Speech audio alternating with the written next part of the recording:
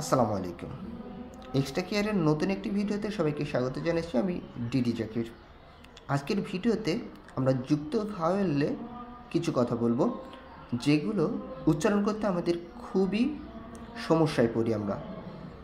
তো আজকের ভিডিওতে দেখলে অনেক শব্দগুলোই আপনারা নিশ্চয়ই নিজে নিজে উচ্চারণ করে পড়তে পারবেন, যা আপনার বড় আপু, বাবা, ভাই বা টিউটরের সাহায্যের জন্য অপেক্ষা করতে হবে না।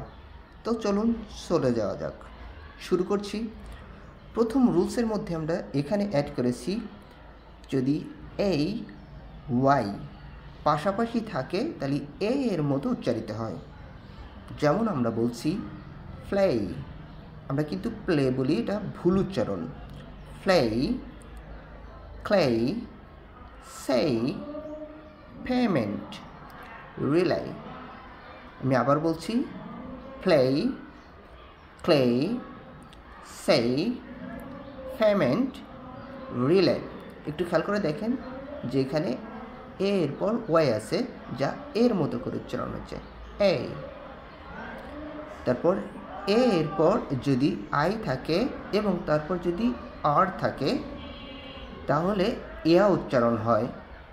মনে রাখতে হবে, শব্দের শেষে যদি আর থাকে ব্রিটিশরা সেই আরটাকে উচ্চারণ করে না, মানে হালকা করে আসে। যেমন আমরা উদাহরণের মাধ্যমে বিষয়টা ক্লিয়ার করতে পারবো।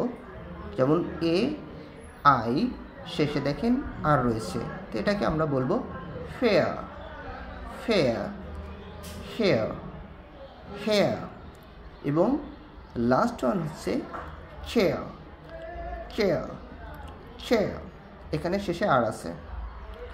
পরবর্তীতে আমরা যেটা দেখতে পাচ্ছি 3 নম্বরে, এটা হচ্ছে এর পরে ইউ, অর্থাৎ এ ইউ পাশাপাশি থাকলে অ উচ্চারিত হবে। যেমন আমরা পাচ্ছি খজ, ফজ, খট, নটি, নটি। আমরা সাধারণত কজ বলি, পজ বলি আর কট বলি, আসলে কিন্তু তা নয়। যেখানে সাধারণত সি আছে, এটার সাউন্ডটা হবে খা, মানে খয়ের মতো অনেকটা, খজ। এবং পি যেটাকে আমরা বলি সঠিকটা হবে ফি, এবং এর সাউন্ডটা ফা, অর্থাৎ ফজ। তাহলে এইটা হবে কট না বলে আমরা বলবো খট, খট। ধন্যবাদ সবাইকে। আজকের ভিডিও পর্যন্তই, এবং এরকম গুরুত্বপূর্ণ ভিডিও প্রতিনিয়ত এক্সট্রা কেয়ার পেজে আপলোড হবে, এবং চেষ্টা করব ভিডিও ক্লাসগুলো নেওয়ার জন্য এবং লাইভ ক্লাসে যুক্ত হওয়ার জন্য।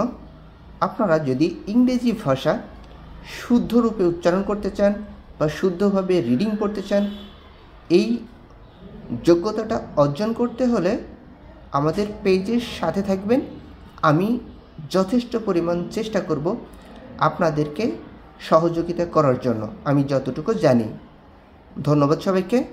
সবার সুস্থ, সুন্দর এবং উন্নত ভবিষ্যৎ কামনা করে আজকের মতো বিদায় নিচ্ছি। আমি ডিডি জাকির। আল্লাহ হাফেজ।